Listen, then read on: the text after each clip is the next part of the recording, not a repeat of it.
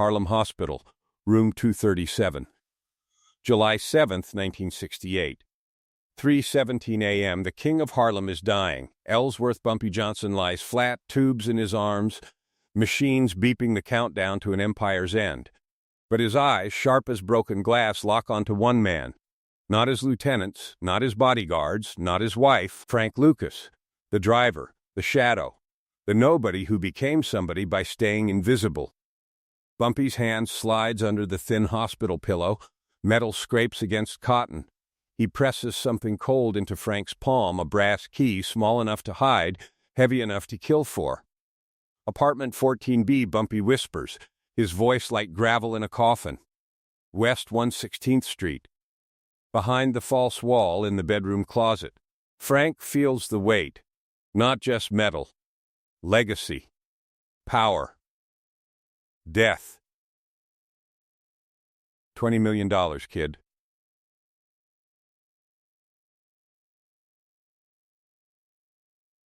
In gold bars. Not cash. Not dope. Gold, the kind of money that doesn't talk, doesn't sweat, doesn't snitch. 20 million. In 1968, that's 400 million in today's blood money. But there's a price for everything in Harlem. Standing in the doorway, Detective Richie Roberts, Special Investigations Unit. Badge hidden, eyes sharp, instincts screaming. He's been hunting Bumpy for 5 years. Now the old man is dying. And scavengers are circling. Time's up, Frank, Roberts says quietly. Bumpy's done. Any minute now, he's gone. And when kings die, the throne gets bloody. So I'm going to ask you once, what'd he leave you? Frank closes his fist around the key until brass cuts skin. Blood beads between his fingers. 2 choices. Binary. Absolute. Choice 1, tell the truth. Give up the apartment. Buy protection from the system that crushes black kings. Live as something worse than dead in Harlem, a rat. Choice 2, stay silent. Keep the key. Walk out with a secret throne waiting 12 blocks south. Become the most hunted man in New York by the mafia, the feds, and every hungry wolf who smells a vacant crown. The silent man lives. The loud man dies. But the hungry man? The hungry man burns down everything to sit at the table. Roberts leans closer. You were his driver, his shadow. Men like Bumpy don't die without leaving someone the bill or the treasure. Frank looks at the key, then at the cop, then at Bumpy, whose chest rises and falls like a broken metronome. On the hospital TV, they're reporting heroin street prices. $32,000 per kilo, pure. The detective doesn't know it yet, but this key is worth more than 600 bricks in raw buying power. Frank opens his mouth to answer, and the heart monitor flatlines. The king is dead. Long live the king. But first, we need to go back to when Bumpy Johnson first taught Frank Lucas the most dangerous lesson in the world. Never reach for the crown, kid. Let the crown reach for you. Because that key under the pillow, that didn't start in a hospital room. It started in a secret apartment nobody was supposed to know existed, and one unforgivable mistake that almost cost Frank Lucas everything. Hit subscribe if you want the full truth behind the legend most mob histories leave out. Because this isn't about drugs, money, or fame. This is about the price of being chosen. While every corner hustler throws parties and buys Cadillacs to announce their hunger, Ellsworth Bumpy Johnson rides the shadows. The streets scream with sirens, saxophones, and street preachers. But Bumpy understands what the loud men never learn. The silent man lives. The flashy man dies. Today, he takes Frank Lucas across the invisible line that separates hustlers from kings.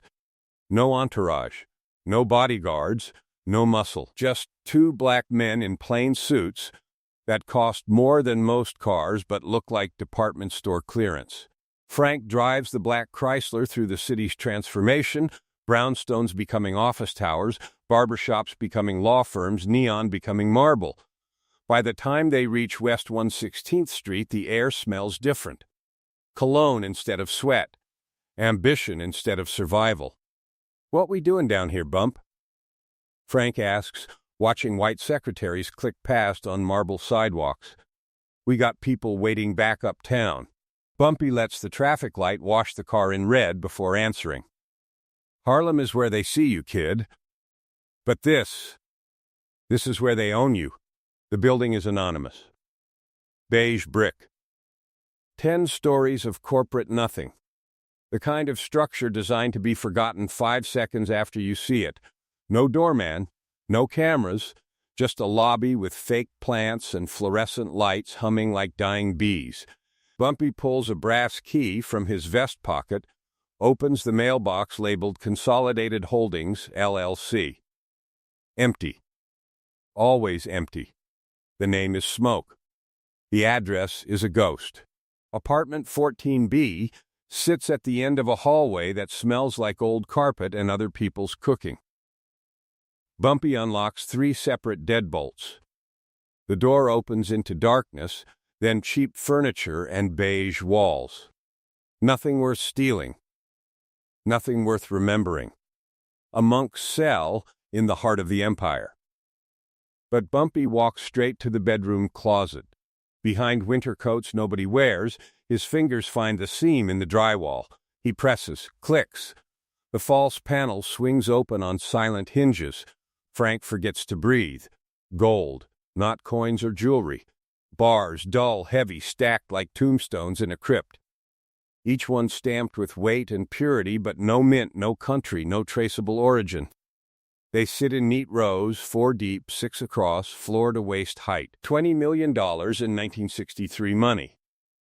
Enough to buy police precincts. Enough to purchase senators. Enough to make the mafia look like corner boys. "Cash screams," Bumpy says, his voice cutting through Frank's shock like a sermon. Dope sweats. But gold? Gold is silent as death and twice as patient. He reaches down, grips a single bar with both hands, and holds it out to Frank like communion. "Take it. Walk out that door. You're rich. Set for life. Buy a house in the suburbs where they don't shoot black men for fun." Frank stares at the gold. His hands shake, not from fear but from understanding. This isn't a gift. This is an execution. Take the bar and become a rich nobody, or refuse it and become something dangerous. Or, Bumpy continues, voice dropping to gravel, you put it back. Stay poor. Stay loyal. Stay hungry. And maybe, just maybe, when I'm gone, this throne becomes yours. Which king do you want to be, Frank? The one who takes what he can carry, or the one who waits for the whole damn crown? Frank reaches out, touches cold metal, feels its promise. Freedom in 20 pounds. Then he places it back on the stack, gently, like returning a Bible to an altar. I want to be the king they don't see coming. Bumpy's face doesn't change, but something shifts in his eyes. Good, because the loud man dies, kid. The invisible man eats. Remember that when the crown gets heavy. They close the false wall, lock the apartment. But as they step onto the Midtown sidewalk, Bumpy's spine stiffens. His eyes catch something in the building's glass reflection. A black sedan across the street, engine running, 2 men inside wearing expensive suits and hungry expressions. Italian eyes. Mafia eyes. Watching. Inside the sedan, a gloved hand pulls out a small notebook. Writes down the address. Underlines it twice. The invisible vault just flickered into view. And in New York, when treasure gets spotted, blood follows like a shadow. The sugar eats the man from the inside out. By the mid-1960s, Ellsworth Bumpy Johnson fights a war on 2 fronts. The Italians squeezing his territory from outside, diabetes consuming him from within. His hands, once steady enough to break jaws without raising his pulse, now tremble when he lights cigars. But as his body fails, his mind sharpens into a razor. Time becomes currency he cannot buy back, So he spends what remains teaching Frank Lucas the real game. While Bumpy's other lieutenants buy matching Cadillacs and throw parties that last 3 days, Frank sits in smoke-filled back rooms learning different mathematics, not street corners and product weight. Information, leverage, the invisible architecture that holds up every throne in New York. Dawn car rides become classrooms. It is 5:30 a.m., sky still dark, Harlem half asleep. Frank drives, Bumpy teaches. You see that, Judge? Bumpy asks one morning, pointing to a brownstone in Brooklyn Heights. He owes me $43,000 in gambling debts. But I never collect. Know why? Frank considers this. Because the debt is worth more than the money. Now you learning. Bumpy's smile cuts like broken glass. That judge is mine forever. Every case, every verdict, every time some cop needs a warrant to disappear. The system is a bigger gang than any of us, kid. You don't beat it. You rent a corner of it and pay your dues in secrets. This is the real curriculum. Cops on retainer who feed him raid schedules. Politicians who take envelopes and deliver zoning changes. Bankers who look away when cash becomes real estate. Bumpy walks Frank through his empire's true foundation, not violence or product, but the web of compromised men who need him as much as he needs them. You either own the system or the system owns you, Bumpy explains, coughing into a handkerchief spotted with blood. There is no middle ground. Every man in power is either bought, borrowed, or about to be. But this education poisons the old guard. Ricky Slick Morrison represents everything Bumpy taught Frank to avoid. Flashy. Loud. Draped in mink coats even in summer, rolling through Harlem in a cream Eldorado with his name stitched into leather seats. He throws money at problems and calls it power. And he hates that Bumpy chose the quiet driver over the loud lieutenant. One night at a crowded card game, Slick makes his move. Look at the prince, he announces, voice-dripping performance for the audience. Bumpy's little shadow. Tell me, Frank, when you gonna stop fetching coffee and start making real moves? The room goes quiet. Men wait for Frank's response. Violence or submission. Fight or flight. Frank says nothing. Deals the next hand. Lets the insult hang in cigar smoke like a noose. Bumpy laughs, gravel in a coffin. Let him shine bright, Frank. A rat glows right before it dies.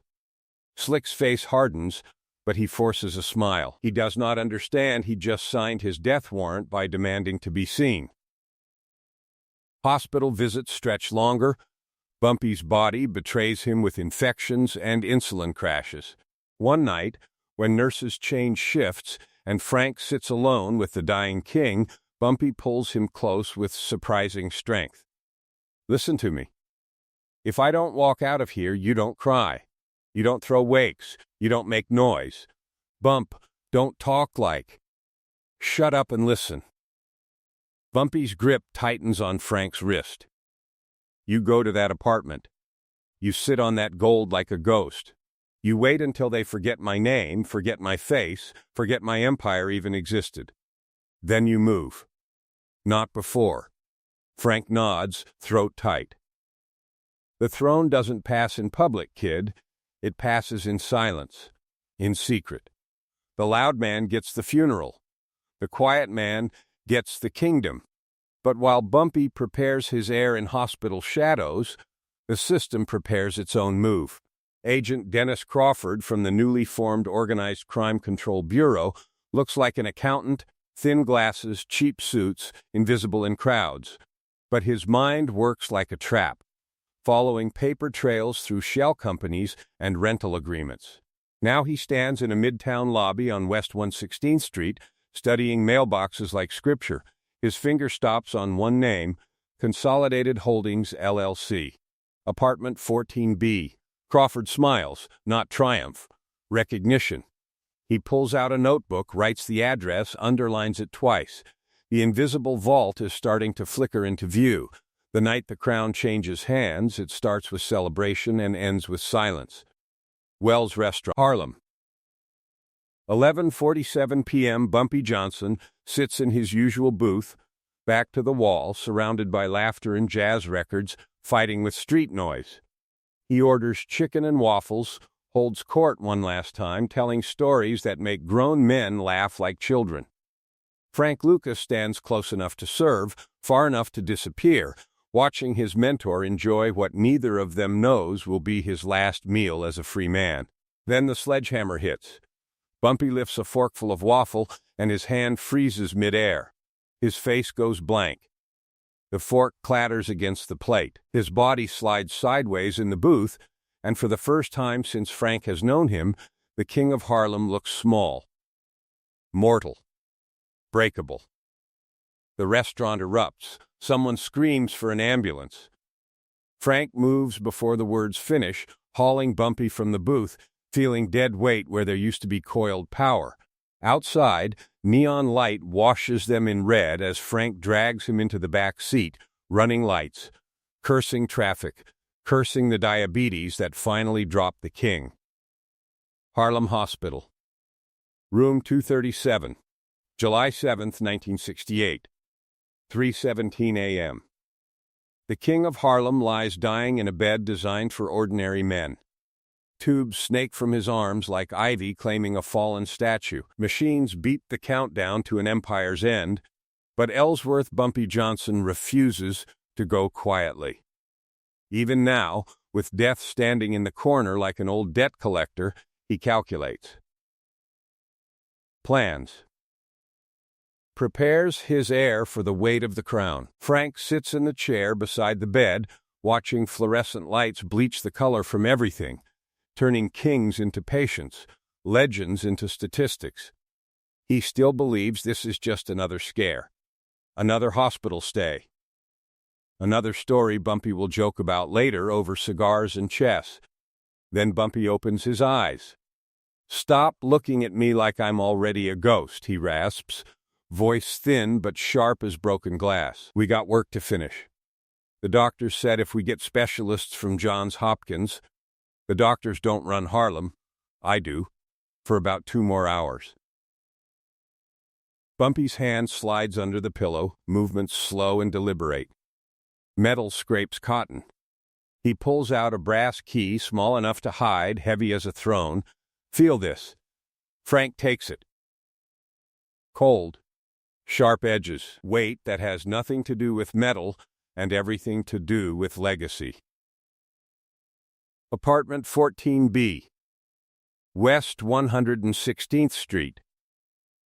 Behind the false wall in the bedroom closet, Bumpy's eyes lock onto Frank's, refusing to blink, refusing to let death interrupt the lesson. $20 million in gold bars. Not cash, not dope, gold. The kind of money that doesn't talk, doesn't sweat, doesn't snitch. 20 million. In 1968 money. The number hangs in the air like gun smoke. Frank shakes his head, denial rising like bile. "You gonna beat this, Bump. We get better doctors, specialists, whatever it costs. There are 2 kinds of men. Kid." Bumpy's voice cuts through hope like a blade through silk. The ones who run when the king falls, and the ones who stand over the body and take the crown. Which are you? The question lands like a fist. Frank cannot answer because answering means accepting the unacceptable. Bumpy Johnson is not supposed to die. Kings do not fall to something as ordinary as sugar and strokes. Harlem's a chessboard, Bumpy continues, each word measured and final. They think I'm the king. They think the Italians are the kings. Wrong. The gold is the king. Whoever holds that controls the game. Not the streets, not the corners, the whole damn board. He coughs, body shaking, machine screaming warnings. The false wall 3 feet from the left side of the closet. Press the seam at eye level, push up, then pull. Opens quiet as a prayer. Always lock it from the inside first, then exit. If anyone follows you in, there's a 3/8 taped under the bathroom sink. I don't want this, Frank whispers, throat tight with grief and terror. Nobody wants the crown, kid. That's how you know it's real. Bumpy's grip tightens on Frank's wrist, surprisingly strong. Whatever happens, you don't let the Italians get that gold. You don't let the feds get it. You hear me? You're not a hustler anymore. You're a banker of shadows. Outside the room, Detective Richie Roberts works hospital security like a con man works a mark. Badge flashed to nurses. Questions about visitors. Eyes scanning every face that walks past. He has been hunting Bumpy for 5 years, building cases that never quite close. Now the old man is dying, and Roberts can smell the power shifting in the air like ozone before a storm. Downstairs in the lobby, Ricky Slick Morrison holds court with Bumpy's lieutenants, voice loud enough to announce his intentions to God himself. He wears a mink coat in July heat. His rings catch fluorescent light like distress signals. When Bump goes, we restructure, Slick announces, already dividing territory he does not own. Harlem needs leadership. Visible leadership. Not shadows and secrets. The old guard nods, hungry and stupid, ready to follow the loudest voice into the grave. Slick wants the public crown. Frank is upstairs receiving the real one. Back in room 237, Bumpy's voice drops to a final whisper. The silent man lives. The loud man dies. But the invisible man, he owns everything they cannot see. His breathing becomes shallow. Irregular. Go now. Before the circus starts. Take the key. Disappear. Let them fight over my ghost while you build your throne. Why me, Bump? Frank asks, voice breaking. Why not family? Why not the lieutenants? Bumpy manages a weak, cynical smile. Because you know the difference between noise and power. Because you stayed quiet when loud men tried to break you. Because I chose you. The heart monitor changes rhythm. Beeps become screams. The machine flatlines with a single piercing tone that cuts through everything. Hope, denial, the future Frank thought he understood. Nurses flood the room in a wave of white uniforms and panic. They shove Frank aside, pushing him toward the door. He stumbles into the hallway, dazed, the brass key burning against his palm. He clutches it so tight the edges cut skin, blood mixing with metal and inheritance. The king is dead. Long live the king.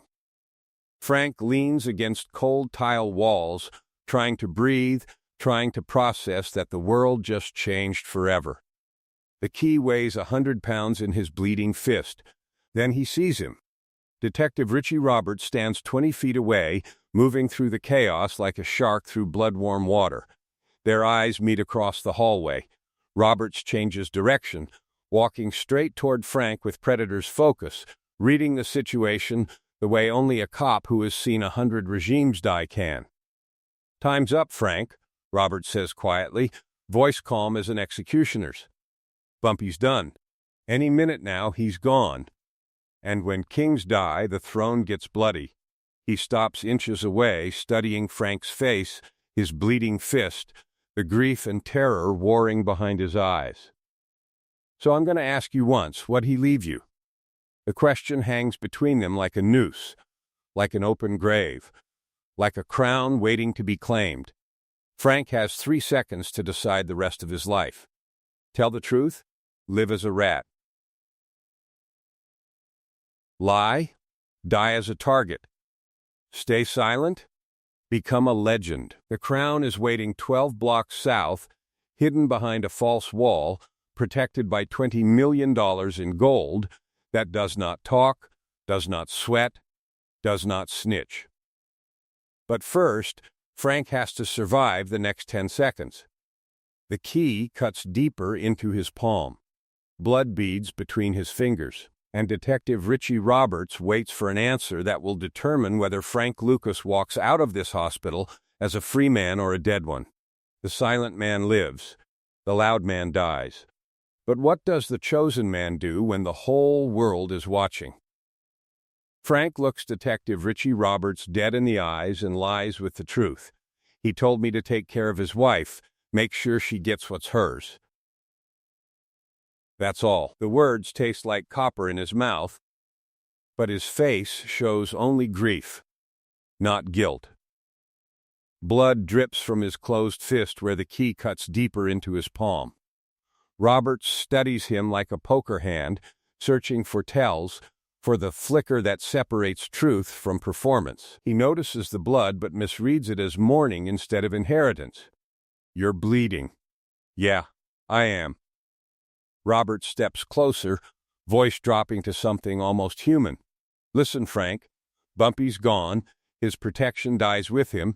The Italians are going to move on his territory by sunrise. The old guard's going to tear itself apart fighting over scraps. You seem like a smart kid. Walk away. Get a real job. Live past 30. Frank nods slowly, playing the role of the broken driver, the loyal shadow who just lost his son. Yeah. Maybe you're right. He walks past Roberts, down the hospital corridor, through sliding doors into Harlem's humid night. Behind him, nurses pronounce the time of death. Ahead of him, an empire waits in a midtown closet, silent as a tomb and twice as patient. The funeral becomes a circus orchestrated by vanity and hunger.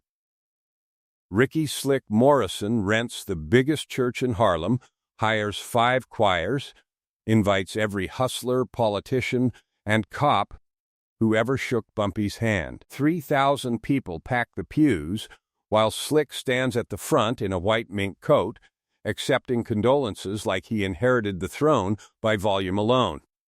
He throws wakes that cost more than most people earn in a decade, buys a fleet of white Lincolns for the procession, gives interviews to reporters about carrying on Bumpy's legacy. Frank Lucas does not attend.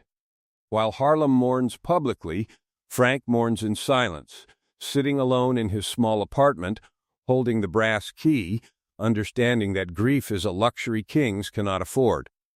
The loud man gets the funeral. The quiet man gets the kingdom. Bumpy taught him this.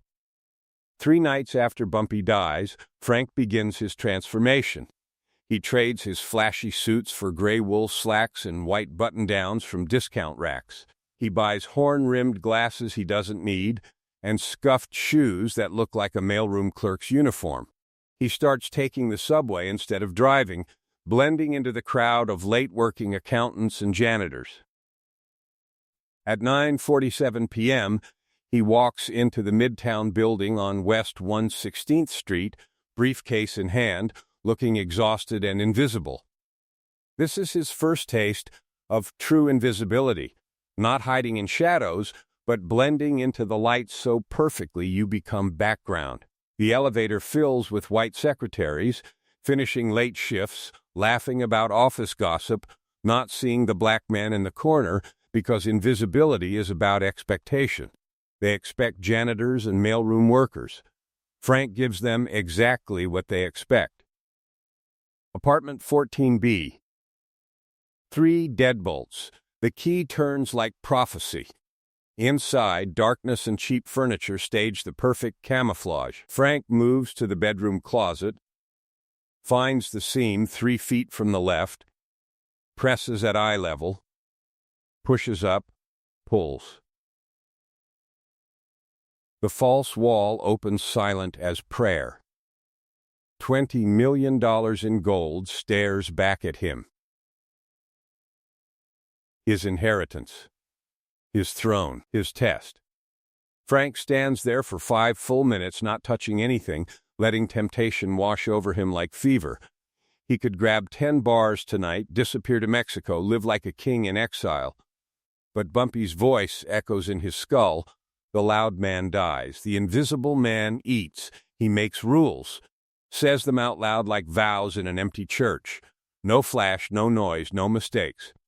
He takes 1 bar. Just 1. 12 pounds of silent power worth more than any car Slick will ever drive. Then he closes the wall, locks the apartment, and rides the elevator down with the same secretaries who still do not see him, who will never remember his face. This becomes his monastery, his discipline.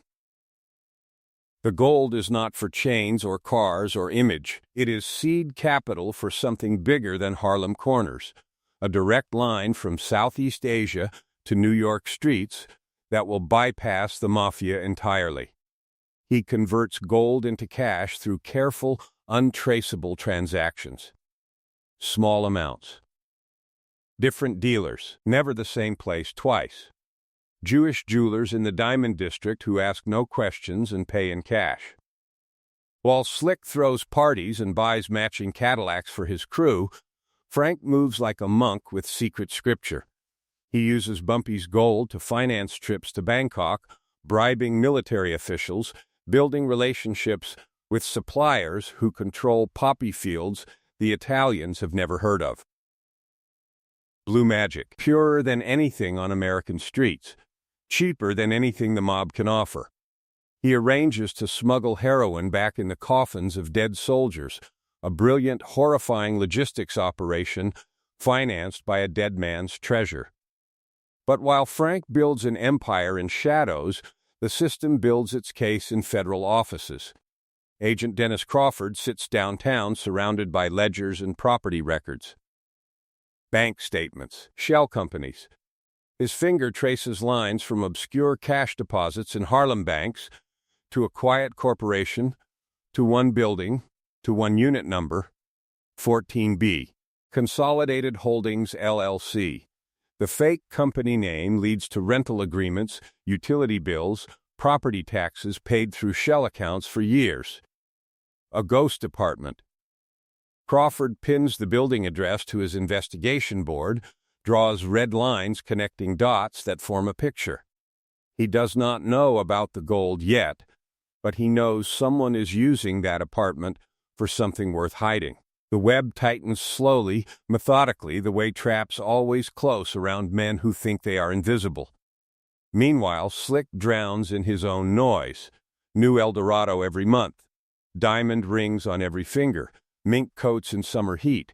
He mistakes visibility for power, not understanding he is painting a target on his own back. But Slick is not stupid, just loud. And loud men notice when quiet men move differently. He sees Frank driving a modest car when he should be broke. Sees him wearing decent clothes when he should be struggling. Sees him moving with confidence when he should be mourning. Slick's paranoia grows into obsession. Where is Frank getting money? What did Bumpy really leave him?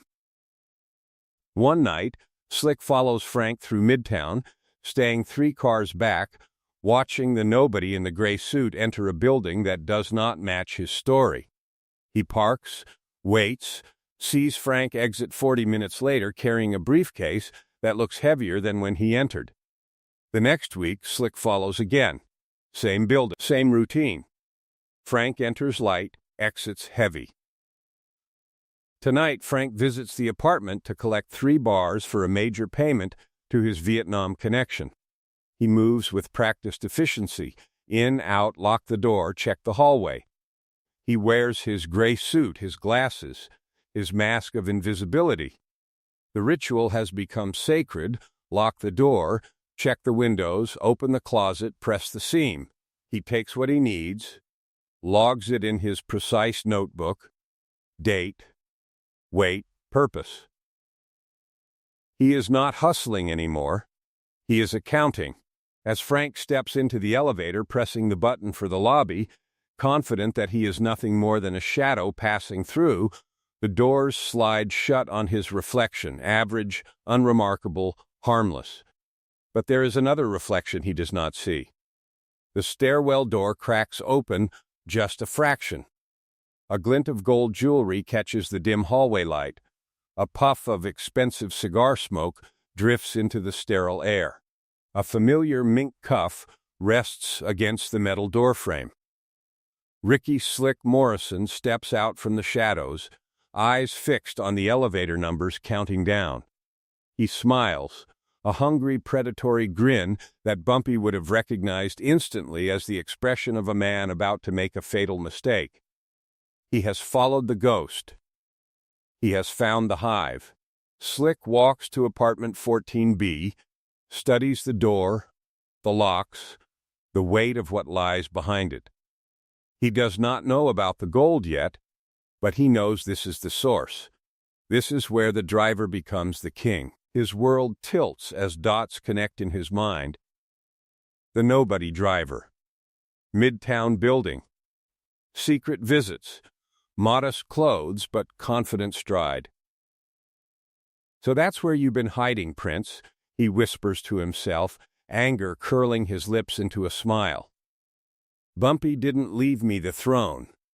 He left you the bank." The invisible vault is not invisible anymore.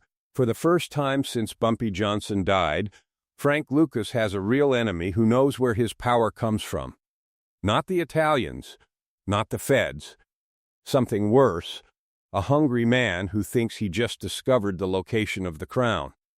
In the underworld, knowledge is more dangerous than bullets, and Slick Morrison just armed himself with the deadliest weapon of all, the truth about where Frank Lucas keeps his gold. The silent man lives. The loud man dies. But what happens when the loud man finds the silent man's secrets? Jealousy starts as a whisper and ends as a war. Ricky Slick Morrison doesn't know about the gold behind the wall in 14B. Not yet, but he knows this. The quiet driver walks into a midtown building like he owns something bigger than corners, bigger than blocks. And in the underworld, hidden power is a louder insult than any public disrespect. So he does what loud men always do when they cannot stomach being outplayed by silence. He talks. Gino's restaurant. Little Italy. 11:43 p.m. Cigarette smoke curls around red-checkered tablecloths as Slick leans across from Carmine Tramunti, capo in the Lucchese family. Slick wears his white mink coat like armor, rings catching dim light, playing the cooperative Negro who knows his place. But paranoia has eaten him from the inside out. He cannot sleep, cannot eat, cannot stop imagining what Frank protects in that anonymous building where no black man should have business. Frank Lucas is holding out. Slick whispers, voice thick with wine and malice. Bumpy left real assets, real money. Frank's been moving it, operating out of some midtown location, cutting you out completely. By the time you notice, he'll own every corner you thought was yours. Tramunti sips espresso, eyes cold as January. The seed is planted. He does not commit, but he listens. And in the underworld, listening is the first step toward violence. Meanwhile, downtown in a federal building that smells like burnt coffee and bureaucratic ambition, Agent Dennis Crawford finally gets the signature he has been chasing. A judge approves the warrant for financial records tied to Consolidated Holdings, LLC. Bank statements, utility payments, rental agreements. The system moves slowly, but it moves with the inevitability of a closing fist around 14B. Frank feels the walls tightening before he sees them. His building contact, a janitor he pays $200 monthly for silence, pulls him aside in the lobby. Man been asking questions. White guy, glasses. Looks like an accountant, moves like a cop. Wanted to know about tenants on 14. Frank's blood goes cold. The system has found the building. The invisible is flickering into view. He faces the impossible choice that destroys kings, use the gold loudly to dominate the city through sheer financial violence, or keep it frozen and remain a ghost in a world that only respects visible crowns. Bumpy's voice echoes in his memory. The loud man dies. The invisible man eats. But invisibility only works if nobody knows you exist.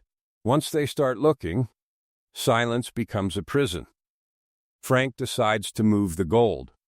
Not all at once, that would be suicide, bar by bar into a network across 3 states under different names. But he needs time. And time is the one currency even 20 million cannot buy. Slick does not give him time. 3 nights later, Slick makes his move. He has bribed a locksmith for building keys, recruited 2 hungry gunmen who do not ask questions, convinced himself that whatever Frank hides belongs to Bumpy's real heirs, meaning him. They enter at 2:47 a.m., climbing stairs instead of elevators, 3 men hunting treasure they cannot imagine. But Frank is already there, sitting in darkness behind the bedroom door, Bumpy's .38 in his hand. The janitor tipped him off. Frank has moved most of the gold, but 15 bars remain, too heavy for one trip. Enough to kill for, enough to die for. The apartment door opens with a soft click. Slick's voice whispers commands to his men. The bedroom door swings open. Frank waits until Slick crosses the threshold, then kicks the door shut and presses cold steel against his skull. Don't move. Don't breathe loud. Don't make me plan Bumpy's second funeral this month. In the struggle that follows, the closet door shatters. The false wall kicks open. Dull gold bars stare back like tombstones in a crypt, illuminated by streetlight bleeding through cheap curtains. Slick's eyes go wide, reflecting wealth beyond imagination, understanding too late that the treasure was never the metal, it was the discipline to keep it. They do not fight over money in that moment, they fight over respect, over legacy, over who Bumpy Johnson really chose as king. The confrontation is swift, brutal, and decisive. No speeches, no movie villain monologues, just the ugly mechanics of protecting a throne. But bullets have a sound the world recognizes. Gunshots shatter midtown silence. Sirens wail in the distance, getting closer. The fortress has fallen. Frank has minutes, not hours, minutes. When Agent Crawford kicks down the door 3 hours later with federal warrant in hand, his team finds nothing. The false wall hangs open like a mouth screaming at emptiness. No gold, no bodies, no Frank Lucas. Just an apartment that smells of bleach and missed opportunities. Frank moved the gold into the bloodstream of the city. Laundromats, dry cleaners, offshore accounts. The metal became paper, the paper became property, the property became legitimacy. He dissolved the treasure into the very system that tried to catch him. Years later, older Frank Lucas sits in a different chair, in a different life. The Blue Magic Empire rose and fell. Prison came and went. But he thinks back to that key under the pillow, to 20 million in gold that bought him a throne and a cage. The real treasure was never the metal. It was Bumpy's lesson about power being what they cannot see rather than what they can count. Frank built an empire by staying invisible, then lost it the moment he chose to be seen. The fur coat at the boxing match, the front row seat, the need for recognition after years of being a ghost. The silent man lives, the loud man dies. Bumpy was always right. But here is the question that haunts every king, every hustler, every dreamer who looks at a skyline and wants to own it. If you had $20 million in gold, would you buy freedom by disappearing, or would you buy a throne by being seen? Because you cannot have both. Power demands visibility. Survival demands invisibility. The moment you choose one, you sacrifice the other forever. Which king do you want to be?